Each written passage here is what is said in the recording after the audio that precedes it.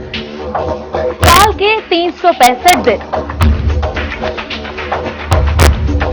हर दिन का नया आगाज, नए दिन की नई आवाज, आवाज बदलती दुनिया की।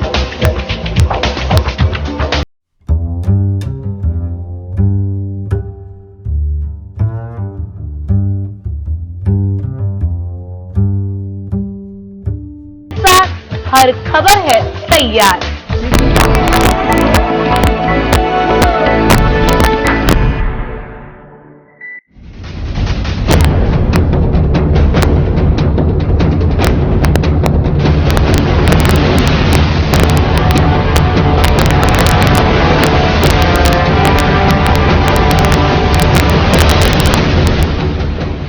मद्रास टाइक्वांडो कोर के सैनिकों ने युद्ध अभ्यास किया व अपनी तमाम रणनीतियों को मीडिया को भी बताया।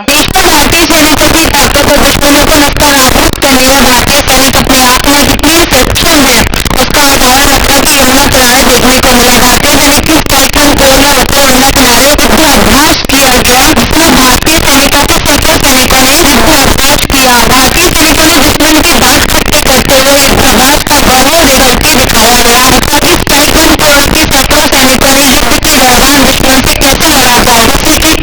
दोनों लेवल पे दिखाया गया। मतलब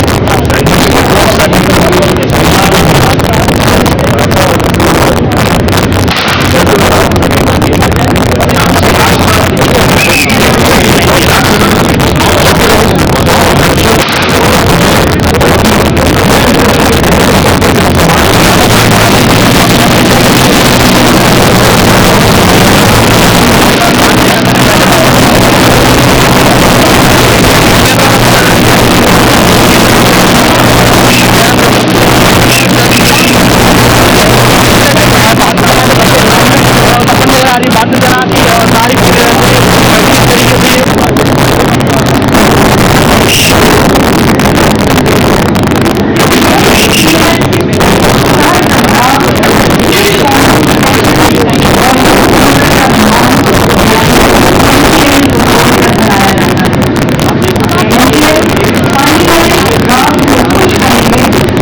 युद्ध के दौरान दुश्मन से कैसे लड़ा था, उससे किस तरह से दौड़ा यमुना किनारे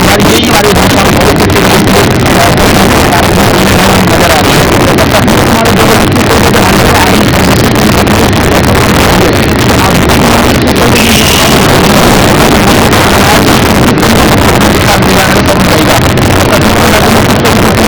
अभ्यास के दौरान टाइक्वांडो कोर के सेना अधिकारी भी मौजूद रहे। चलिए आ गया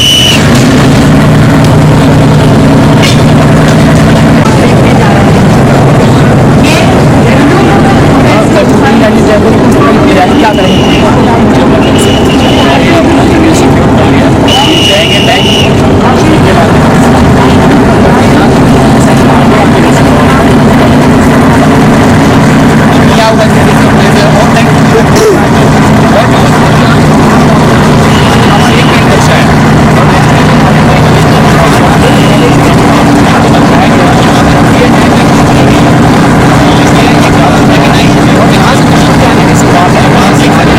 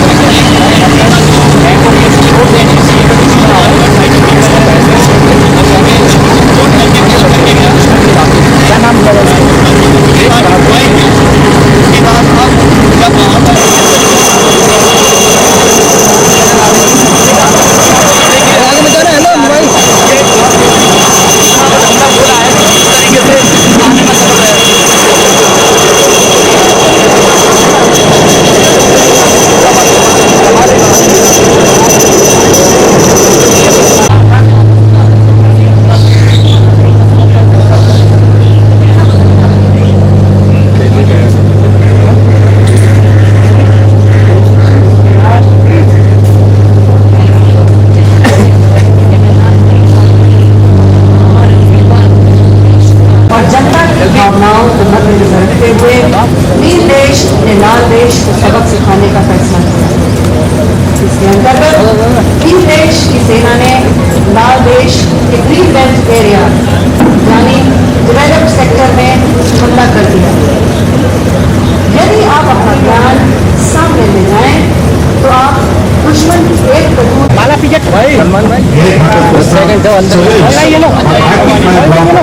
दुश्मन को ध्वस्त करने की क्षमता रखता है।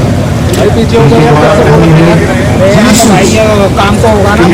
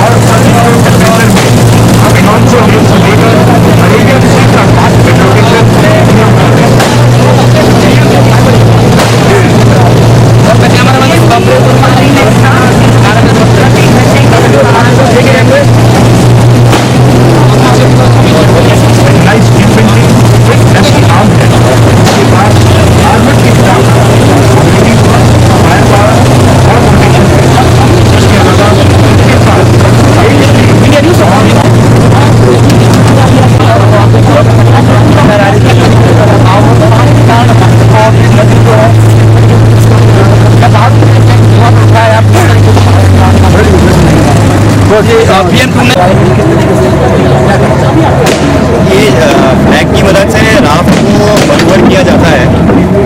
इससे मैं पीछे जो बोट चला रहा है उसे इशारा दे रहा हूँ कि किस डायरेक्शन में राफ्ट को मूव किया जाए।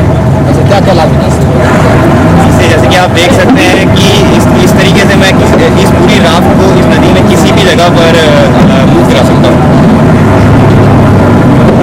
प्रयास एक प्रकार की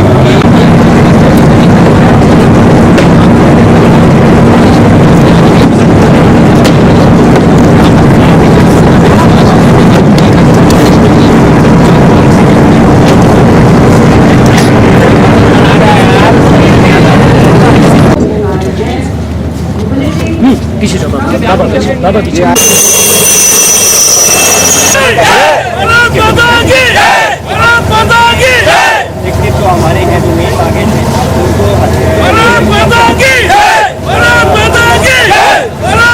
उनको मेरे साथ उनसे पूछना चाहेंगे किस तरीके से ऑपरेशन किया है और कहाँ एक्सरसाइज की जाती है, पहली बार होगा ये कितनी बार हुआ? तो ये एक्सरसाइज है, ये एक अपोज रिवर क्रॉसिंग को दर्शाती है। और ये जो अपोज रिवर क्रॉसिंग की एक्सरसाइज है ये पहली बार नहीं है, टाइम टू टाइम हम करते रहते हैं, क्योंकि जो हमारे वेस्टर्न एडवर्सरी हैं उनके इलाके में भी हमें इसी तरीके का टेरेन मिलेगा। तो इसकी तैयारी हम पूरी तरह इसकी तैयारी करते हैं और हम पूरी तरह से अपोज रिवर क्रॉसिंग अगर हमें करने को मिले दुश्मन के इलाके में तो हम तैयार हैं। ये कितनी टैंक और BM-29 बढ़ाई गई और कितनी जो और आपको क्या इस एक्सरसाइज में आप देख सकते हैं कि दर्शाया गया है कि ये जो यमुना रिवर है इसके पार दुश्मन का इलाका है और आपने देखा किस तरीके से हेक्टर्स की मदद से जो रेकी ग्रुप है वो दुश्मन के इलाके में गया, वहाँ से उसने दुश्मन के बारे में हमें इन्फॉर्मेशन दिया।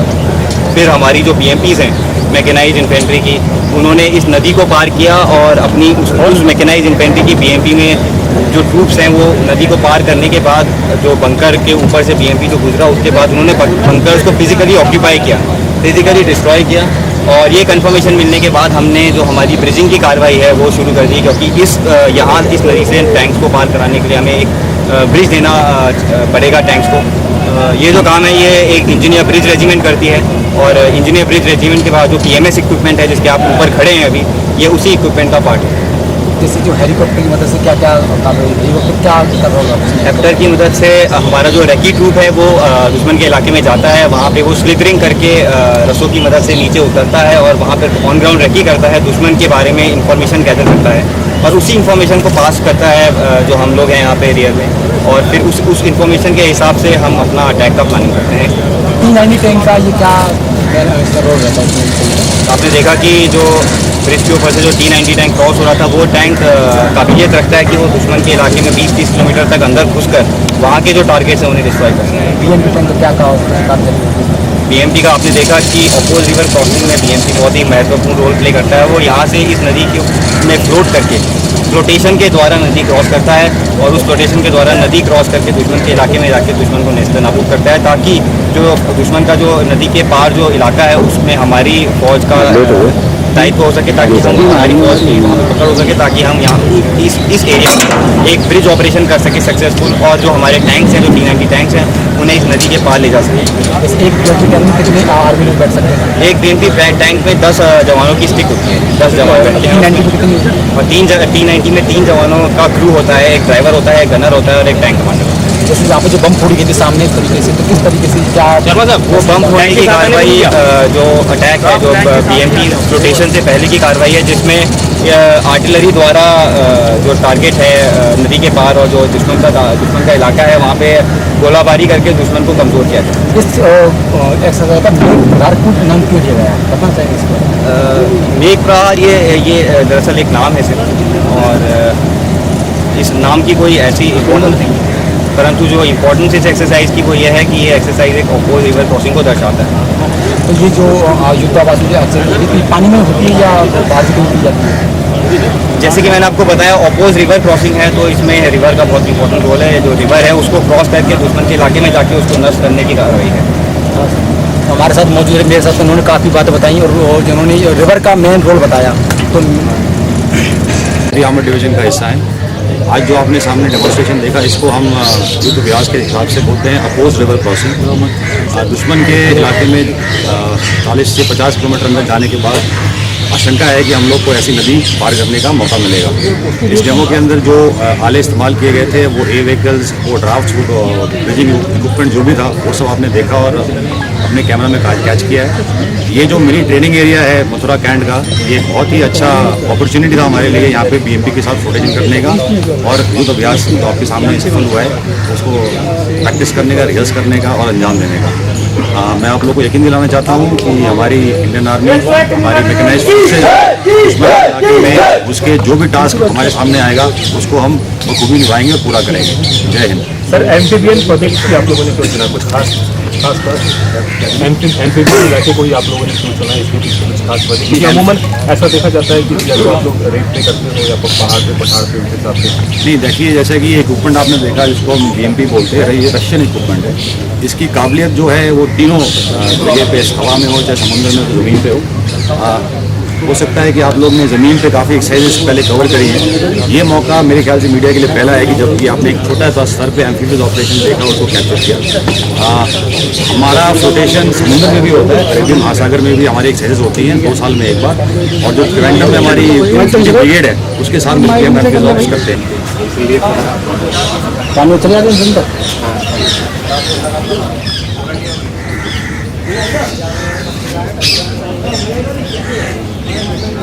अंडर वाटर जो वेल्डिंग इक्विपमेंट है, तो ये इन सभी सामानों का प्रयोग किया जाता है। तो हम सबसे पूछना चाहेंगे कि किन किन सामानों का किस तरीके से यूज़ किया जाता है, बताना चाहेंगे?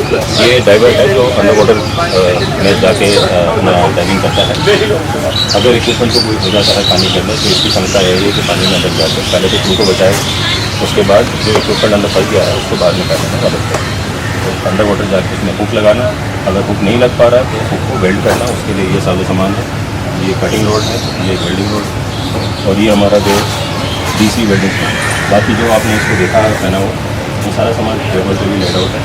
ये इसका वेस्ट है, ये इसका बॉयल सी डिवाइस है, जिससे ये अंदर ऊपर नीचे सिंक होता है। ये इसकी स्विमिंग का सामान है और उसका ब्रीदिंग का। तो ये सब पहन के अंदर जाता है। इसका मुख्य जो काम है वो अंदर जाके जो इक्विपमेंट फंसा है और जो बंदे फंसे हैं उनको निकालना। ये अंदर के इसमें बेल्टर का नाम क्या दिया है? ये अंडर वाटर रिकवरी, ये अंडर वाटर रिवर में काम करता है। नहीं, ये अपना लेक में भी करेगा, रिवर में भी करेगा, कैनाल में भी करेगा। तो जहाँ पर भी हमारी क्रॉसिंग चल रही है वहाँ पर अगर कोई भी इवेंचुअलिटी होता है तो उसको उसमें मदद करके उसको बाहर निकालने में पूरी क्षमता है। और ये ट्रेंड सर्टिफाइड डाइवर है जिसकी ट्रेनिंग नेवी के साथ होती है।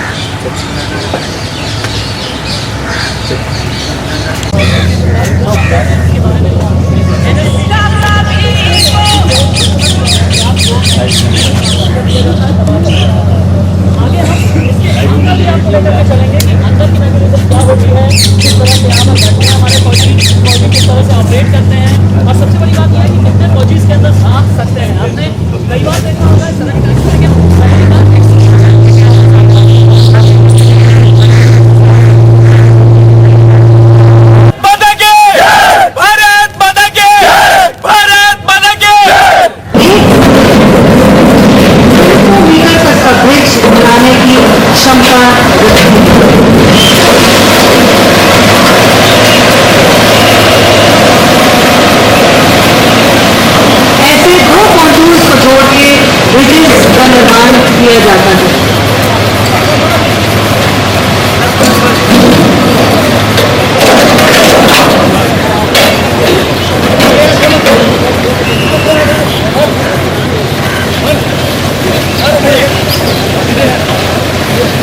तरफ आ रहा है।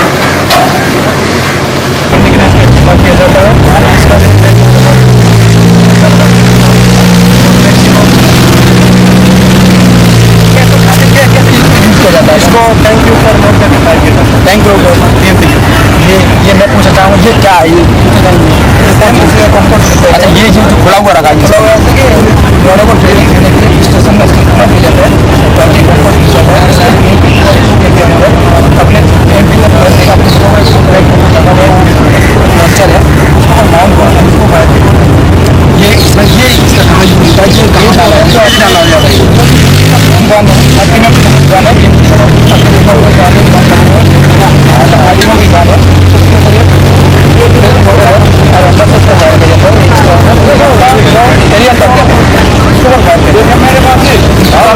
किस तरीके से यहाँ पे इसको लॉन्चर को यहाँ पे डाला जाता है। लॉन्चर में अंदर से बेल्ट होगा, बेल्ट करके हो गया ये जो ये इसका रंग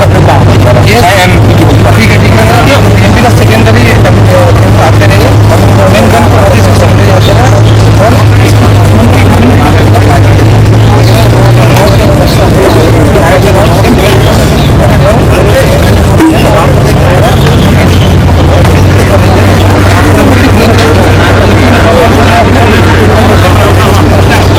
ये 84 mm रॉकेट लॉन्चर है।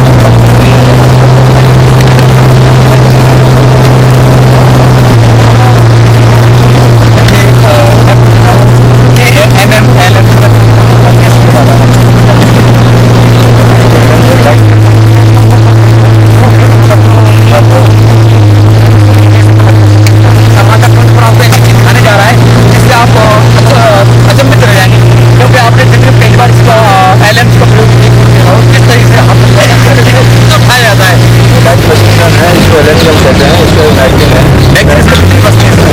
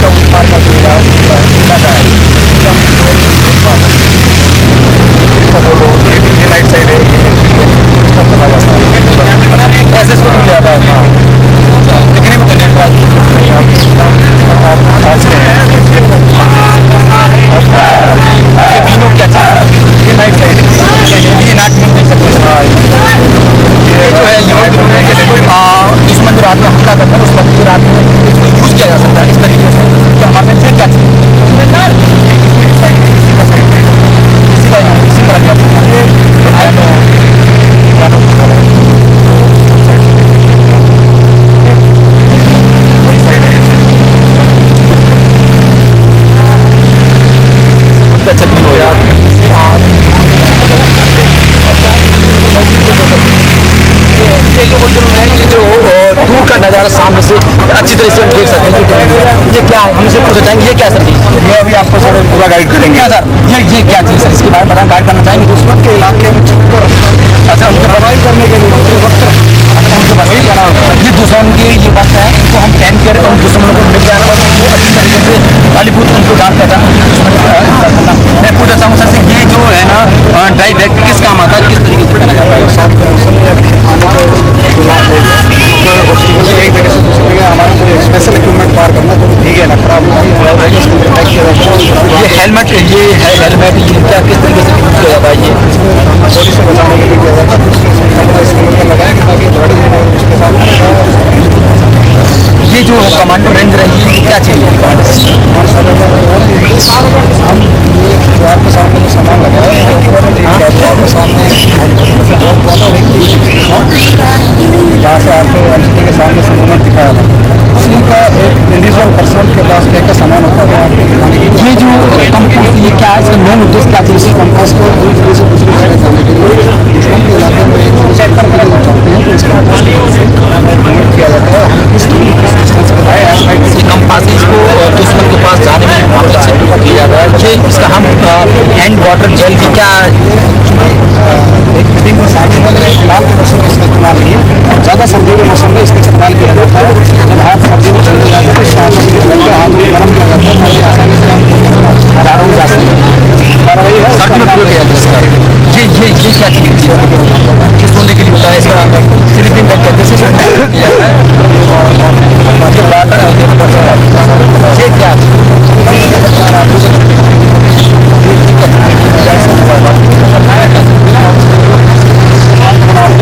खोल के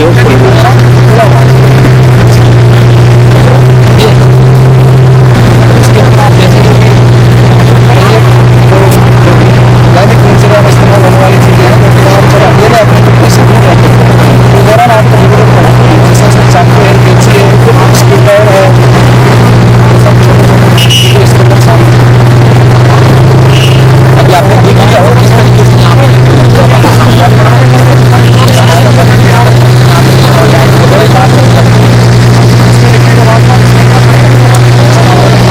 बड़ी गाड़ी है जैसे बारिश वाले गाड़ी पर खराब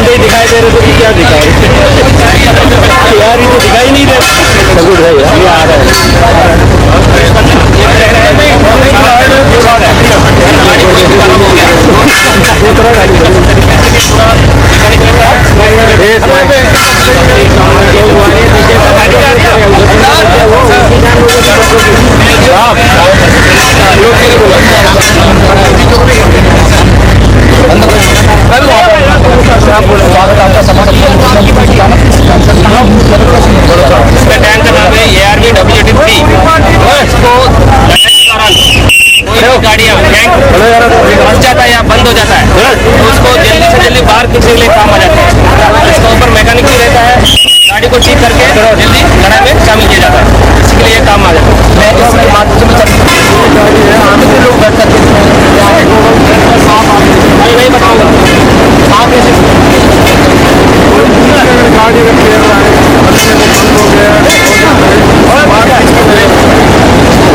एक गाड़ी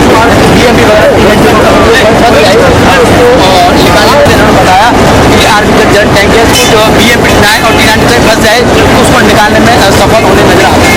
कैमरामैन समाचार 24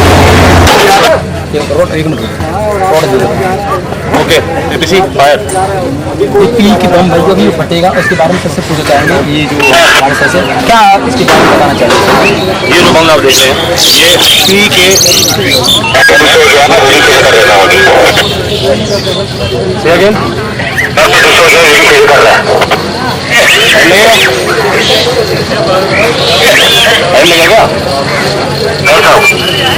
कर रहा ना बताओ मेरे को फायर करने से पहले हाँ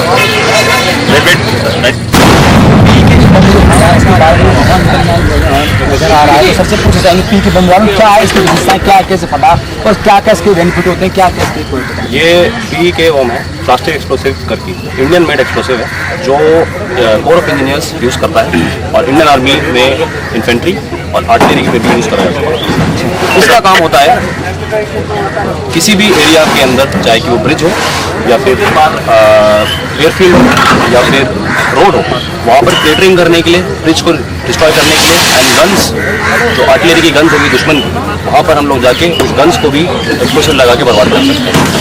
सेम टाइप का एक्सप्लोसिव आप हमारे जो भारत सेना के एनर्जी रस्ते हैं उनको भी यूज़ करते हुए मिलते हैं, जब वो पोस्ट वाटर बटल में दीवारों को और दरवाजों को। ये पीई के बम है, ये कैसे बिछाया जाता है, लाल बम कैसे बिछाया जाता है, इसके बारे में बताएंगे।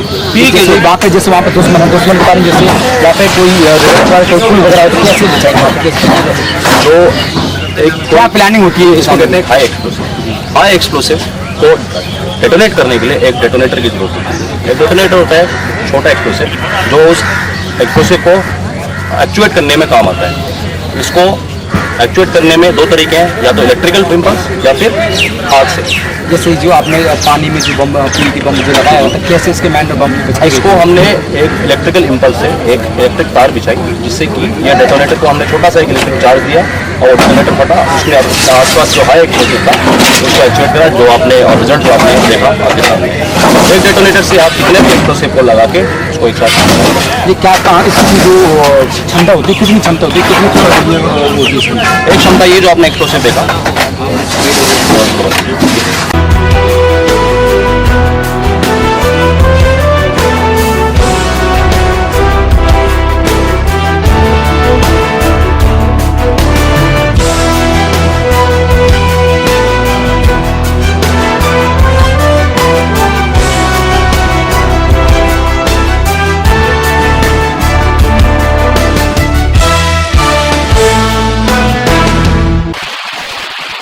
ठंडे ठंडे पानी से नहाना चाहिए, गाना आए या ना आए गाना चाहिए। अरे भैया संभल के ना, और तू नहा आ रही है, तू तो पानी फैला रही है। अरे मैं नहाऊं के